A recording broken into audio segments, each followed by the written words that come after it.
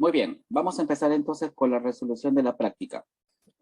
Leamos atentamente la pregunta número 1. Indique el enunciado que es compatible con el inicio de la novela Los ríos profundos, de Arguedas. A. Ernesto, desde su llegada al Cusco, busca muros incaicos hasta que vio el palacio del Inca Roca. B. La tarde que llegaron a Bancay, había hombres y mujeres arrodillados en la calle. ¿Operaban al padre Linares? C.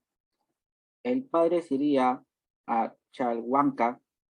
A partir de ese momento, Ernesto enfrentaría el mundo solo. Y D. Ernesto iba a las chicheras o chicherías en el barrio de Guanupata a buscar colonos y a escuchar los arpistas y guainos. A ver, si recordamos el argumento, ¿no? La novela comienza cuando Ernesto, junto con su padre, entran a la mítica ciudad del Cusco. ¿No es cierto? Ese es antes de Abancay, ¿sí?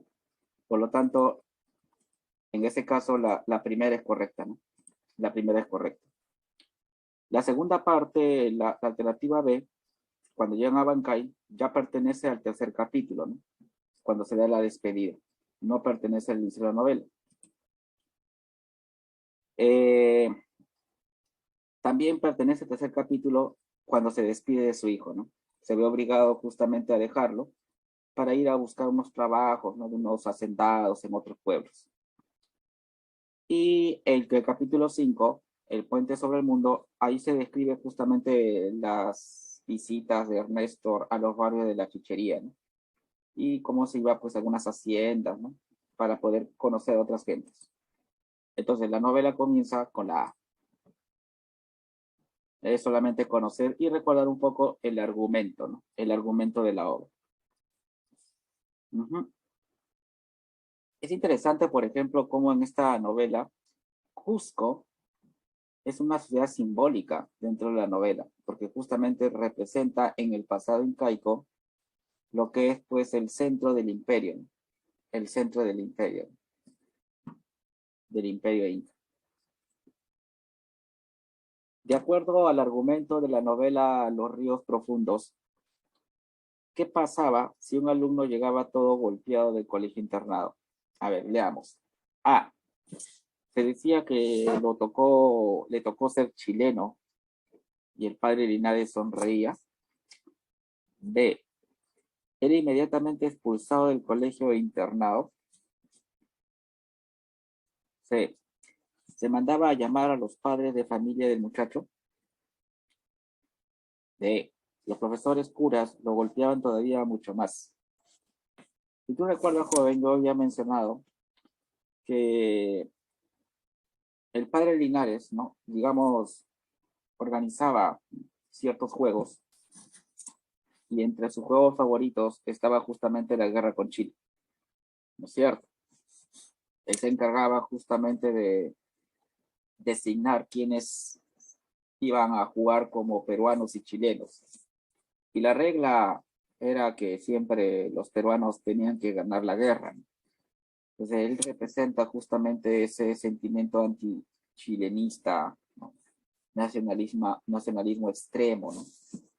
Que buscaba inculcar, digamos, en sus alumnos el odio a Chile.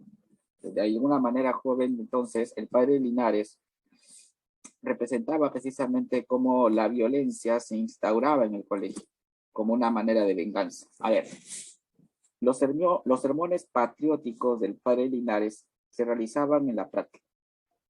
Bandas de alumnos peruanos y chilenos luchábamos allí. Nos arrojábamos frutos de la higuería con ondas de jeve y después nos lanzábamos al asalto, a pelear a golpes de puño y empellones. Los peruanos deberían ganar siempre. En ese bando se alistaban los preferidos de los campeones del colegio, porque obedecíamos las órdenes que ellos daban y teníamos que aceptar la clasificación que ellos hacían. Muchos alumnos volvían al internado con la nariz hinchada, con los ojos amoratados o con los labios partidos. La mayoría son chilenos, padrecito, informaban los jefes. El padre director sonreía y nos llevaba al botiquín para curarnos. O sea, para él era un juego, ¿no? Claro, pero para el niño Néstor, pues era un acto de violencia, ¿no? obviamente, ¿no? Él era pues un niño, digamos, débil, ¿no? Cosa que obviamente a los alumnos grandes y fuertes les favorecía.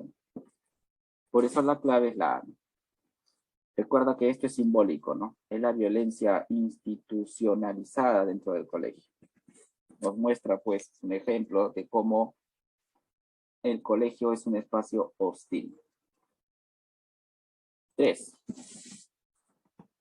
Indique qué enunciado es incompatible con la novela Los ríos profundos de Arguedas. Incompatible. A ver, veamos. El padre Linares ofrecía misas a los hacendados para elogiarlos como si fueran héroes. Ernesto solo esperaba que su domingo y salir del internado para ir al río Pachachaca. Cuando la campana María Angola suena, todo se detiene y todo se persigna. Don Manuel Jesús le dio a Ernesto y a su padre la mejor habitación de la hacienda. A ver, veamos, la A.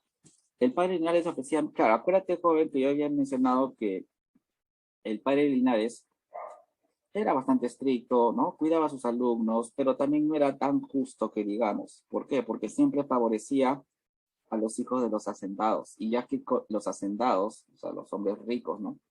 Eran lo que prácticamente daban buenas donaciones al colegio. Y él le pagaba también con misa, ¿no? Por eso que decía que eran los pilares de la patria, ¿no? La visión que se presenta de los hacendados es una visión como que de seres, digamos así, perfectos, ¿no? Acuérdate que Ernesto vivía pues en un ambiente hostil y por lo tanto él siempre esperaba los fines de semana, que eran los días que podían salir, para ir a la naturaleza, para ir a las haciendas o para ir a los barrios de la chichería, ¿no? Para poder conocer más gente, ¿no? Escapar de ese mundo hostil. La María Angola era una campana que, según decía la leyenda, había sido hecha de oro de los incas. Entonces, su sonido no era igual pues que el simple de bronce, ¿no? O el oro fundido por los españoles. Entonces, en este caso, le daban pues cierto poder mítico, ¿no? Cuando la María Angola, aquella campana, sonaba, se decía que todo brillaba, todo se detenía, según la visión mítica del niño Ernesto. Claro. Hay elementos simbólicos en la obra, ¿no? Acuérdate que, por ejemplo, en las construcciones de la primera parte, aparecen los muros incas, pero encima de ellos aparecen las construcciones virreinales. Y ahí de alguna manera puede representar pues ese, digamos, carácter híbrido de la cultura peruana, ¿no? Igual también pasa con la media Angola, ¿no? Es una campana hecha por los españoles, pero con oro inca. Ahora, tú recordarás también, joven, que yo había mencionado que el viejo, el pariente, no los recibe bien, ya que los instala en un cuartucho, ¿no? Un cuarto de cocina, cosa que ofende al padre, ¿no? Discute con el viejo y finalmente decide irse, ¿no? Ahí pues el viejo, el pariente, le muestra pues al padre, ¿no? Su hostilidad, ¿no? Entonces le dio un cuarto de cocina, ¿no? Y después se disculpó diciendo que todos estaban llenos, ¿no? Entonces acá, joven, el incompatible sería pues la D, ¿no? Porque no lo recibió con la mejor habitación. Dado. A ver, la pregunta 4. ¿A qué personaje de los ríos profundos refiere la siguiente descripción? Es el interno más humilde y pequeño del colegio. Venía de la cordillera, no entendía bien el español, quería que su padre se lo llevara del internado y al final así fue. Como yo te había mencionado, joven, dentro del colegio, habían pues diferentes alumnos de diferentes procedencias y condiciones sociales. Había aquellos que eran hijos de hacendados y había aquellos que, digamos, eran hijos de colonos o indios, ¿no? Y uno de los personajes, digamos así, más humildes, ¿no? Que era precisamente un hijo de, ¿no? De un padre, digamos, de un humilde indio, ¿no? Era justamente Palacitos, que también era, digamos, el que todo el mundo, digamos, abusaba de él. Es justamente este personaje en la cual se narra la historia, ¿te acuerdas de la OPA Marcelina? ¿No? ¿Sí o no? Cuando los alumnos la encerraban y abusaban de ella, y prácticamente un día casi lo obligan a Palacitos, ¿no?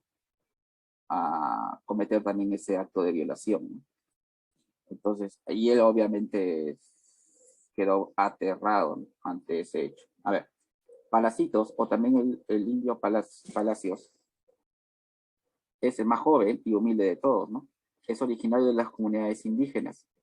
Al principio le cuesta adaptarse por las humillaciones a las que es sometido por parte de sus otros compañeros. Hasta su forma de expresarse es diferente, ya que no comprendía bien el español, ¿no? Entonces ese es el personaje joven más débil, digamos así, ¿no? Y del cual obviamente Ernesto no se va a ir haciendo amigos, ¿no? Hasta que él pues ya no soporta y le pide a su padre, ¿no? Que lo cambie de colegio, que lo cambie de colegio, finalmente. Claro, también recuerdo, por ejemplo, que Néstor también un día casi lo hacen pelear también, lo hacían pelear, ¿no? Claro que él no, o sea, no se atemorizaba, ¿no? Finalmente él aceptaba el reto, ¿no? Pero suceden circunstancias que finalmente no lo llevaban a eso. ¿Qué representa la luz y el canto del zumbayo, o sea, del trompo, ¿no? Como así se le llama dentro de la novela para Ernesto? A ver, leamos primero. Crea un espacio donde reina la reciprocidad y el espíritu de comunidad. El canto no le hacía recordar los árboles y ríos que había conocido. El baile del trompo lo llenaba de total tristeza.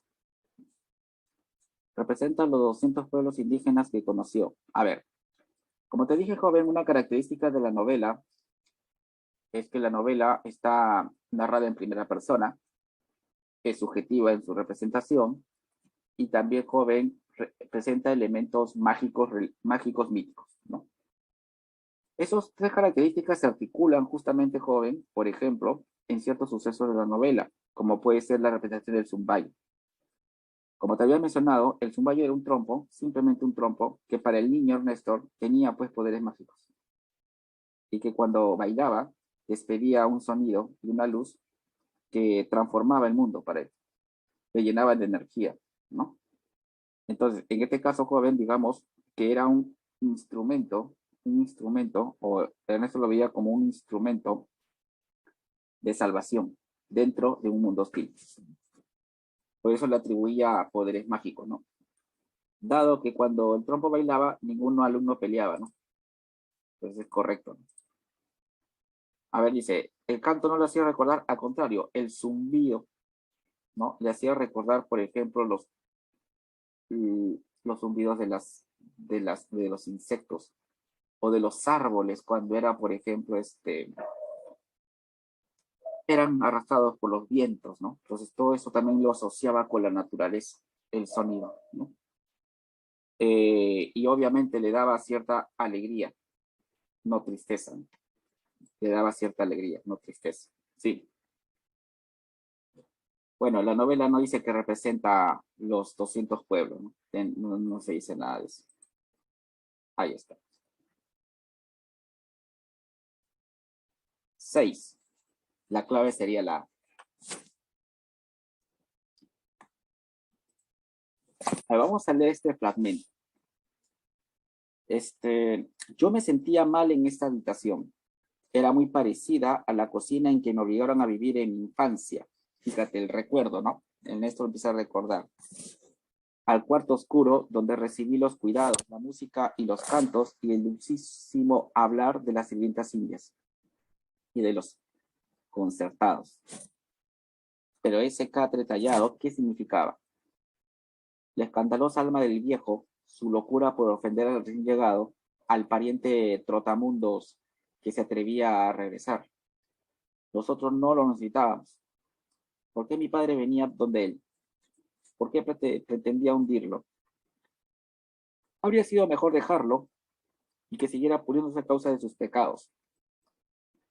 Bueno, de acá se deduce, joven, que es la parte en la cual, la primera parte en la cual ellos llegan a la hacienda del viejo y va a ser recibido por ellos, ¿no? Por él, y lo va a instalar en un cuarto, ¿no? O en una cocina prácticamente, ¿no? Eso lo lleva a recordar, ¿no? Al niño los maltratos que vivía, ¿no? Y también nos hace referencia al mundo andino, ¿no? Cómo vivía también las comunidades también maltratadas, ¿no? Y también nos pinta también, ¿no? La catadura de este pariente llamado el viejo, ¿no? Que realmente es una persona pues inhumana, abusiva, ¿no? Entonces, a partir del fragmento anterior de los ríos profundos, ¿qué tema se desprende de las palabras del personaje? Se desprende, ¿no? O sea, del personaje, en este caso sería Ernesto, que es el que nos está describiendo, ¿qué podemos desprender de él? Bueno, en este caso, Joven dice, se evidencia el rasgo autobiográfico mediante la memoria de Ernesto, ¿no? Que fue criado en una cocina por la servidumbre indígena. Por lo tanto, se identifica con ese mundo, ¿no? Claro, se identifica con el mundo andino no solamente por la cosmovisión, no solamente por el idioma, sino también, Joven, se identifica en el plano moral, por su condición social, como ellos son maltratados, explotados, ¿no? Sufren pues de los abusos de los ricos, ¿no? Él se indigna, ¿no? Ante ellos, ¿no? Siempre ante los abusos, ¿no? Como un acto de pecado, ¿no? Entonces, aquí, Joven, la clave sería la A, pues. El niño se siente identificado con el mundo andino. En este caso, más que la identificación mítica religiosa, acá aparece como una identificación de tipo moral social, ¿no? Profe, ¿por qué no la ve? La violencia social y racial. Bueno, podríamos decir que hay una violencia social, pero racial acá no se representa. Acuérdate, joven, que hay que más o menos deducirlo a partir del texto. Además, Ernesto y su padre no eran indios, ellos eran blancos, ¿no? Su padre era blanco de ojos azules, ¿no? Ellos, digamos, no sufren una discriminación racial, pero sí en el plano económico, ¿no? Porque son parientes pobres. Desarraigo cultural. Bueno, un personaje que quizás represente desarraigo cultural son algunos alumnos del colegio, que empiezan siendo, digamos, alumnos humildes, solidarios, pero terminan cayendo en el maltrato, en el individualismo, en el abuso. Se van perdiendo sus valores y se van podríamos decir, aquí en la ciudad, se van alienando. Este tema de desarraigo se ve ahí en algunos alumnos, en algunos alumnos.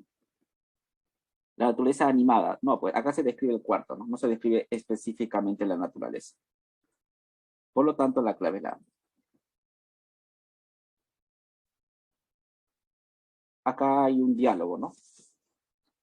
A ver, papá, le dije, cada piedra habla. Esperemos un instante. No diremos nada. No es que hablan, estás confundido. Se trasladan a tu mente y desde ahí te inquietan. Cada piedra es diferente. No están cortadas. Se están moviendo. Me tomó del brazo. Dan la impresión de moverse porque son desiguales, más que las piedras de los campos. Es que los incas convertían en barro la piedra. Te lo dije muchas veces. Papá, parece que caminan, que se revuelven y están quietas. Abracé a mi padre, apoyándome en su pecho, contemplé nuevamente el muro. Igual, acá también se deduce, joven, que este es de la primera parte, ¿no? Cuando Ernesto va a visitar los muros incaicos, ¿no? Con su padre, y finalmente él siente que las piedras se mueven dentro de su visión mágica, religiosa, ¿no? Como te dije, entonces la visión del niño no es igual porque los adultos, ¿no? A partir del fragmento anterior, de los ríos profundos, de José María Arguedas, ¿qué tema se desprende del diálogo? La identificación con el mundo andino, la violencia social y racial, el desarrollo cultural, la naturaleza animada. Claro, en este caso, joven, ya no sería la A, pues. ¿Por qué no la A, profesor? Porque ya acá es más específico, ¿no? Ya es más específico, ¿no? Cuando digo identificación con el mundo andino, se puede entender de diferentes planos, cultural, moral, social, etc. Pero si te das cuenta aquí, ya es más específico, ¿no? Está hablando de los muros, que según el niño tiene vida. Entonces, el muro incaico sería un símbolo de fortaleza, que al no poder ser destruido por los españoles, tienen que convivir con él, ¿no? ¿Te acuerdas que te dije? Esa fusión, ¿no? De las construcciones andinas con las españolas, ¿no? También es un símbolo sagrado que posee elementos misteriosos y genera ánimos frente a él. Para Ernesto, las piedras hablan, se mueven, caminan. Por lo tanto, se evidencia una naturaleza animada. Ya es bastante específico, ¿no? Eso de atribuirle, pues, un carácter o poderes divinos a la naturaleza, ¿no? Los cerros, las piedras, los ríos, las montañas, etcétera, es específicamente parte de la cosmovisión andina, ¿no? Esa cosmovisión que ve a la naturaleza como un ser viviente. Por lo tanto, la clave es dado, ¿no? Ya es más específico, ¿no? Como te dije, la A, pues, en general se puede entender de manera bastante en varios planos, pero ya la D nos habla específicamente de las piedras, ¿no? Ahí está. 8. Otra vez, ¿no? Un diálogo. Sal, sal. Los ladrones, los pillos de la recaudadora. La violencia de las mujeres me exaltaba. Sentía deseos de pelear, de avanzar contra alguien. No, hija, no ofendas a Dios. Las autoridades no tienen la culpa. Yo te lo digo en nombre de Dios. ¿Y quién ha vendido la sal para las vacas de las haciendas? Las vacas son antes que la gente, padrecito Linares. La pregunta de la chichera se escuchó claramente en el parque. La esquina que formaba los muros de la torre y el templo servían como caja de resonancia. No me retes, hija. Obedece a Dios. Dios castiga a los ladrones, padrecito Linares, dijo a voces la chichera, y se inclinó ante el padre. El padre dijo algo y la mujer lanzó un grito. Maldita, ¿no, padrecito? Maldición a los ladrones. Agitó el brazo derecho como si sacudiera una cuerda. Todas las campanas se lanzaron a vuelo. Tocaron nuevamente el rebato. Ya está. Avanzo, avanzo, gritó la chichera en castellano. Acá es cuando el padre, recordarás, después del robo de la sal, ¿no? Él toma partido, ¿no? Por los ricos y acusa, ¿no? A los ladrones o a aquellos que participaron en el robo, ¿no? Como un pecado. Pide que se arrepientan, ¿no? Y que devuelvan lo robado, ¿no? Entonces aquí vemos cómo el clero de alguna manera no sirve a los intereses de la clase o de los ricos, ¿no? A partir del fragmento anterior de los ríos profundos, ¿qué tema no se desprende del diálogo entre Padre Linares y las chicheras? Ahí vamos a ver. Ernesto se identifica con las con la lucha de las chicheras. Se usa la religión para justificar las injusticias de las autoridades. El motín de las chicheras es contra la recaudadora de sal. Las mujeres chicheras no respetan al padre Linares de la religión. Dice, no se desprende, ¿no? Claro, en este caso, joven, la violencia de las mujeres, claro, aquí, sí, ¿no? Ahí lo dice, ¿no? Avanzar contra alguien, ¿no? Entonces, correcto, ¿no? Exaltaba a la gente, ¿no? Incluso nuestro mismo se siente identificado, ¿no? Se usa la religión, claro, el padre Linares en este caso está representando, ¿no? A los ricos, ¿no? Sal, ladrón, los pillos, claro, aquellos que venden la sal y que le dan prioridad a los animales y no a los hombres, ¿no? Una denuncia ahí también. Inhumanidad, ¿no? Insensibilidad, ¿no? Las mujeres chicheras no respetan. Bueno, acá sí lo respetan, ¿no? Porque finalmente entregan la sal, se arrepienten, incluso hasta lloran. Cuando el padre Linares los llama, ¿no? Pues, invoca, ¿no?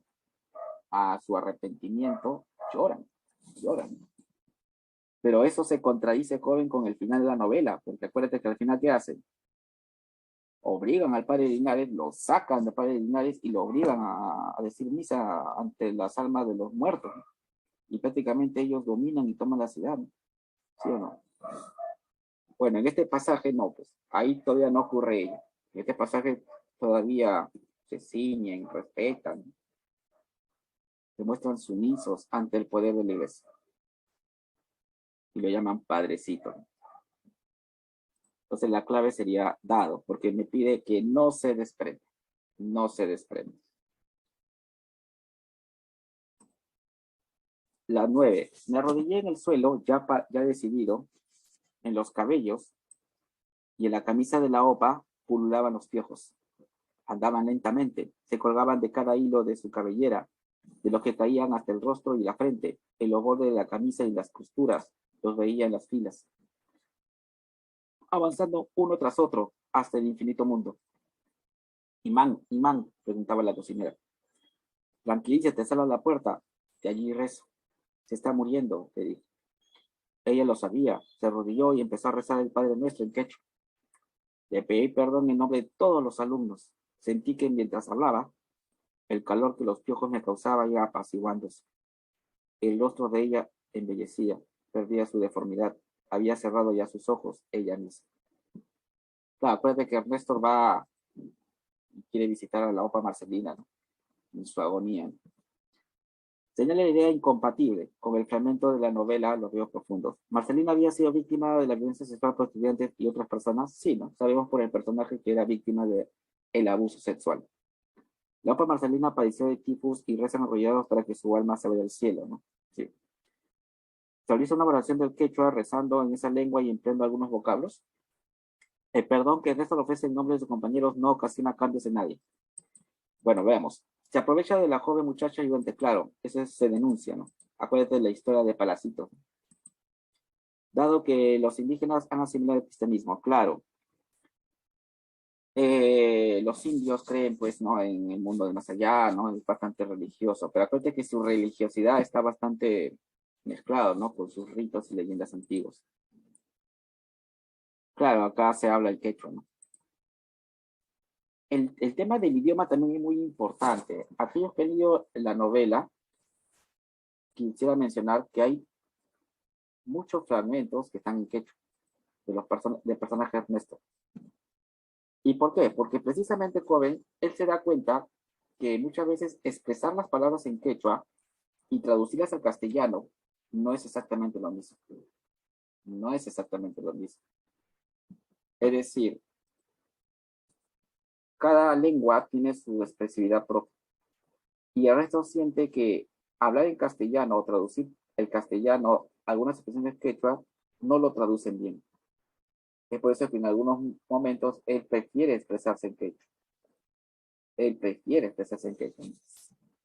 Y eso es algo natural en muchas lenguas. En muchas lenguas. Cada lengua no se traduce igual que en otras. O sea, todas tienen diferentes formas de expresividad. Sentía que mientras hablaba, el calor que los piojos me causaba iba apaciguando. El rostro de ella embellecía. Claro, parecía joven justamente como dice acá, ¿no? Que a través de ese rezo, ¿no? Las cosas cambiaban. Entonces, la visión de Ernesto era diferente. Entonces, la clave sería dada, ¿no? Ella se embellecía, ¿no? Se iba apaciguando. Y por lo tanto, Ernesto ayudaba, ¿no?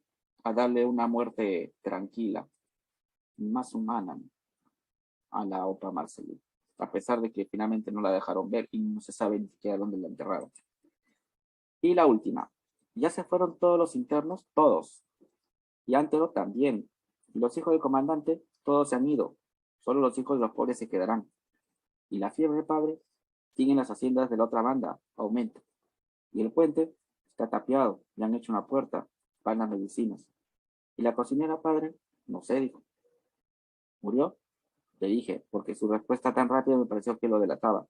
Sí, pero en el hospital, aislada. O sea, la llegada de la peste, ¿no? Todo el mundo está muriendo. Esa es la última parte, ¿no? Cuando ya todo el mundo está muriendo y el padre se vio obligado a abrir la puerta del colegio y que todos se vayan, ¿no? Para evitar más contagios, ¿no?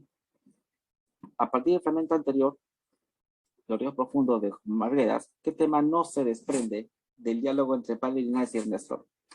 La religión y las diferencias socioeconómicas, la marginación y servidumbre indígena, el aislamiento de los indígenas por la peste, o la conversión forzosa de los indígenas en cristianos. A ver, acá, por ejemplo, todos se han ido, solo los hijos de los pobres se quedarán, ¿no? Claro, pues no tienen dónde ir. Entonces, tienen que quedarse. En cambio, los ricos se van a su hacienda y tienen todas las provisiones, no pasa nada. Se pueden proteger, pero acá no. Ahí se ve la diferencia. La marginación del civil indígena. El padre muestra desinterés por la cocinera, ¿no? Le pregunta por la cocinera, ¿no? Le dice que ha muerto, ¿no? Ha muerto. El aislamiento a los indígenas por la peste, ¿no? Claro, tapan toda la ciudad, pues, ¿no? Por la peste, ¿no? Y el puente era pues una vía de comunicación muy importante, por lo tanto, el aislamiento. Bueno, la conversión forzosa de indígenas en cristianos. Bueno, esto no se da acá, ¿no? En este fragmento no se ve eso, no se ve eso. Además, los cristianos comúnmente aceptaban muy bien la religión, ¿no? Pero obviamente que lo asimilaban dentro de su como visión andina, ¿no es cierto? Entonces, joven, la clave incorrecta, la que no se desprende sería la D. Muy bien. En ese sentido, entonces, jóvenes, espero que le haya sido bastante útil la explicación y conmigo sería hasta otra oportunidad. Gracias.